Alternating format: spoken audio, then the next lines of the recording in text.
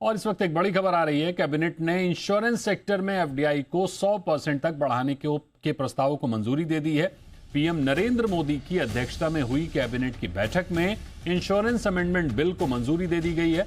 इससे देश की इंश्योरेंस कंपनियों में विदेशी निवेश की लिमिट 74% से बढ़ाकर 100% करने का रास्ता साफ हो गया है। सरकार संसद के मौजूदा विंटर सेशन में भी बिल को संसद में पेश करेगी। सरकार के इस कदम से इंश्योरेंस कंपनियों को अपनी बैलेंस शीट मजबूत करने, सॉल्वेंसी लेवल सुधारने में मदद मिलेगी। हालांकि आज की कैबिनेट मीट में कंपोजिट लाइसेंस की सुविधा शुरू करने के प्रस्ताव पर कोई निर्णय नहीं लिया गया। और इस खबर पर हमारे साथ तरुण जुड़ रहे हैं।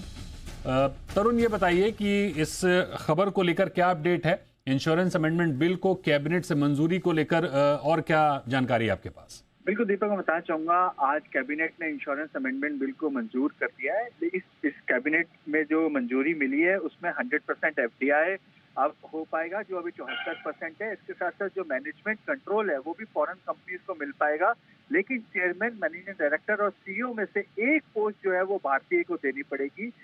ये इस अमेंडमेंट में साफ तौर पर लिखा गया है। और साथ ही जो एक और जो प्रोविजन किया गया है कि जो इंश्योरेंस कंपनीज हैं वो नॉन इंश्योरेंस कंपनी के साथ भी मर्जर कर पाएंगी, जो अभी संभव नहीं था। लेकिन मर्जर के बाद जो कामकाज है वो इंश्योरेंस का ही करना होगा। यदि इस तरीके का मर्जर हो रहा है तो उसको अब मंजूर किया जा सकता है। इसके साथ साथ एक कस्टमर्स के लिए और जो एजेंट्स हैं उनके लिए डेडिकेटेड फंड बनाया जाएगा। 1000 करोड़ का ये फंड बनाने की तैयारी की जा रही है। इसको भी इसमें अमेंडमेंट बिल में रखा गया है।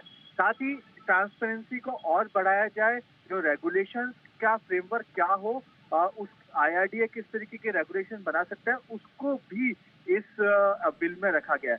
अब जो नहीं हुआ, जो ड्राफ्ट में था कई लंबे समय से जिस पे डिस्कशन चल रहा था, वो है कंपोजिट लाइसेंस। अब मैं अपने दर्शकों को बताना चाहूंगा, कंपोजिट लाइसेंस वो है कि यदि आप हेल्थ इंश्योरेंस का बिजनेस कर रहे हैं तो क्या आप लाइफ इंश्योरेंस का बिजनेस कर सकते हैं। ये एक बड़ा डिस्कशन इस पे चलता था, वो आज कैबिनेट ने इसको अप्रूव नहीं किया है। कैबिनेट ने कहा कि जब हम एक तरफ एफडीआई 100% कर रहे हैं तो जो हमारे देश की कंपनियां हैं उनके लिए नुकसानदेह होगा, क्योंकि फॉरेन कंपनीज से वो compete नहीं कर पाएंगी।